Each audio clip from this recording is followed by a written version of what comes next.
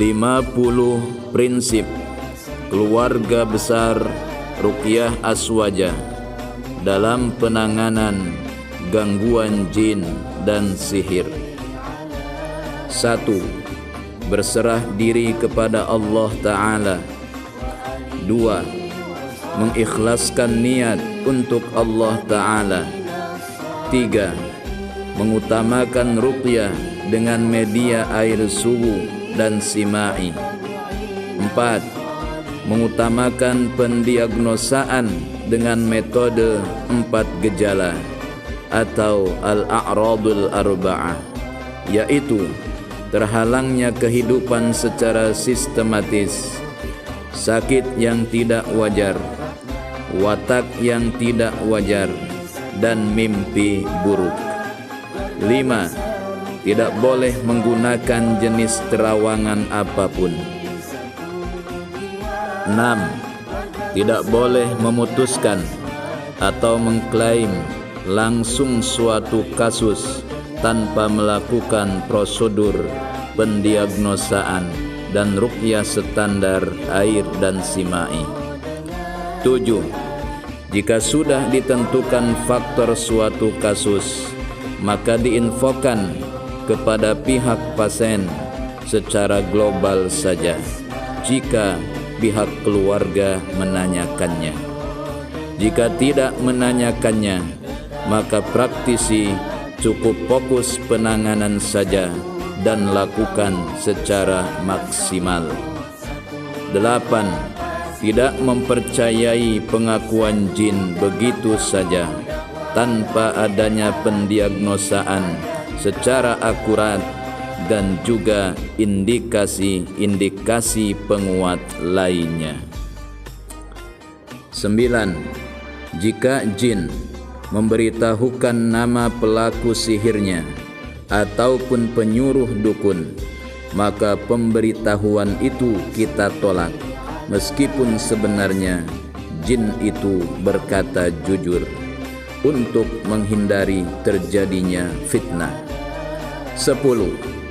Lebih menganjurkan dan menekankan proses ruqyah terlebih dahulu untuk mengetahui suatu kasus pasien ketimbang pendiagnosaan dahulu.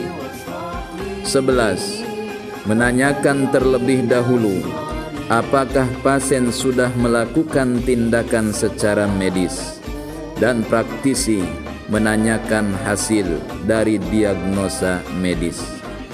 12. Menjaga aib pasien serapat mungkin.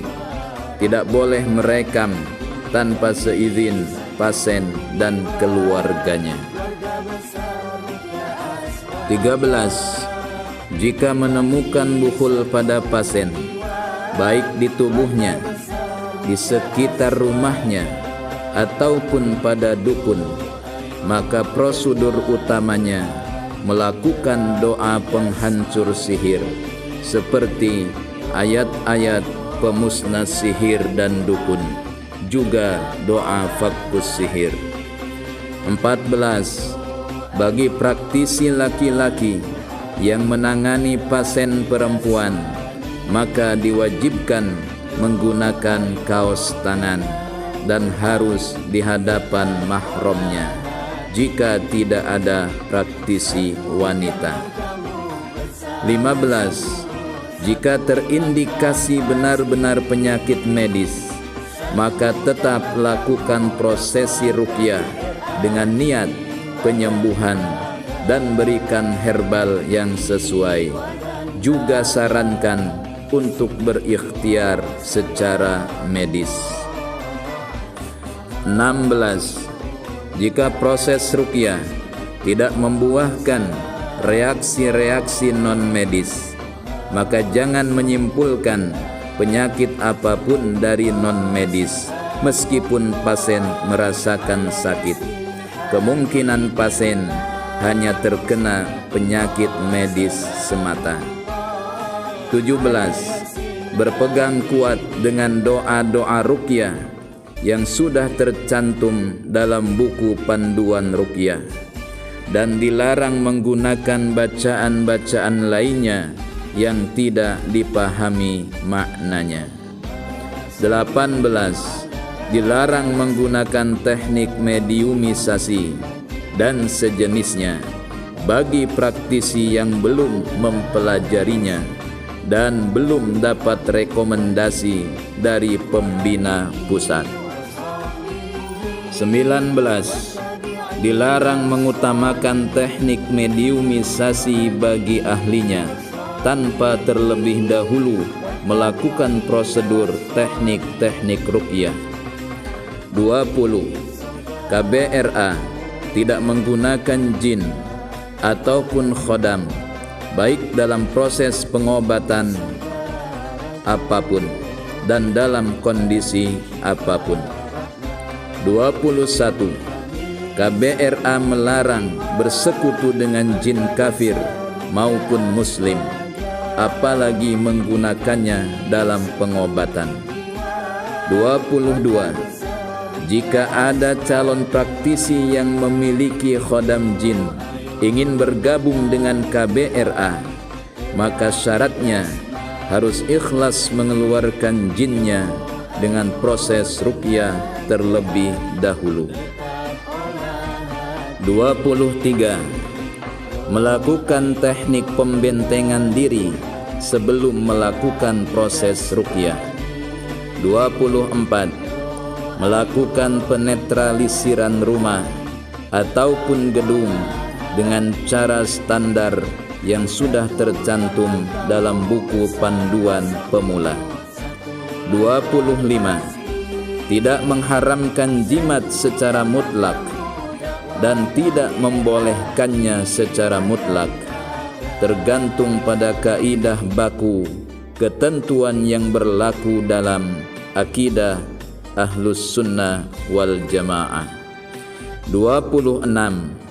Boleh melakukan teknik ruqyah lainnya hasil dari tajribiyah yang diperolehnya semenjak tidak bertentangan dengan kaidah-kaidah ruqyah yang sudah baku. 27. Dilarang menggunakan kekerasan dalam proses ruqyah seperti memukul dengan tangan, menendang, menampar, dan sebagainya. KBRA lebih mengutamakan kelembutan dan dakwah bil hikmah. 28.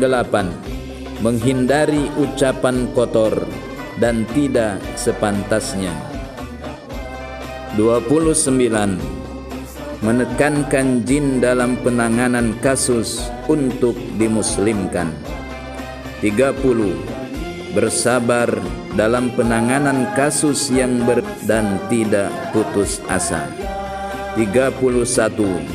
Tidak mematok harga biaya jasa ruqyah.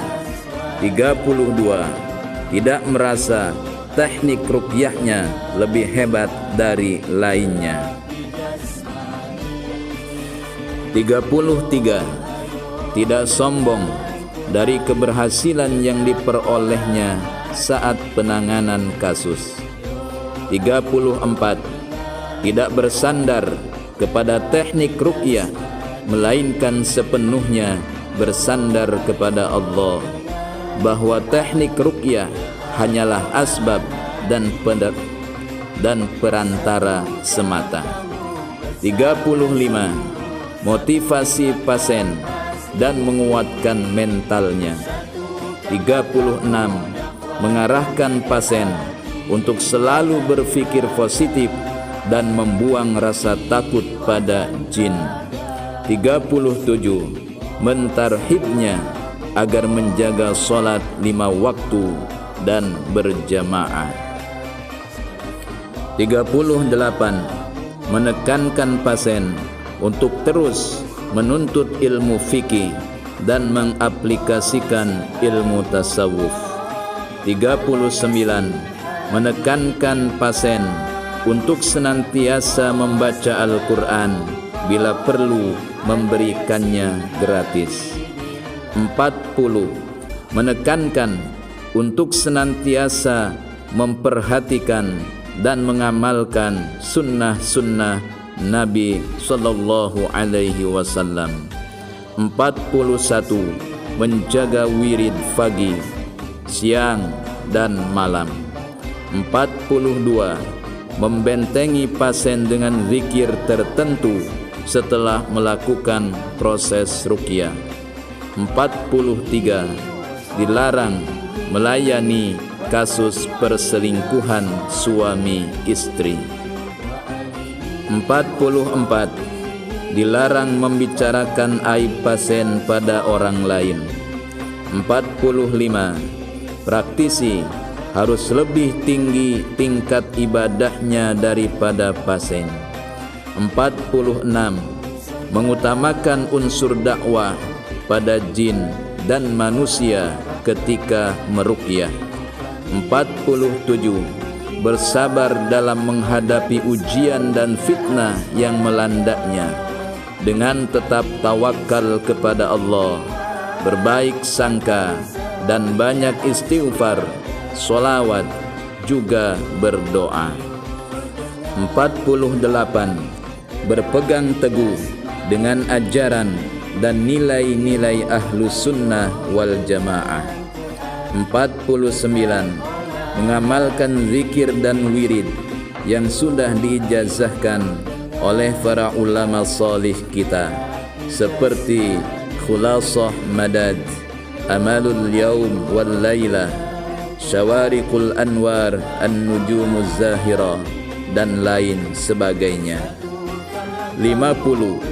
Menjaga lisan, anggota tubuh lainnya, dan hati dari noda-noda dosa agar selalu dekat kepada Allah Ta'ala.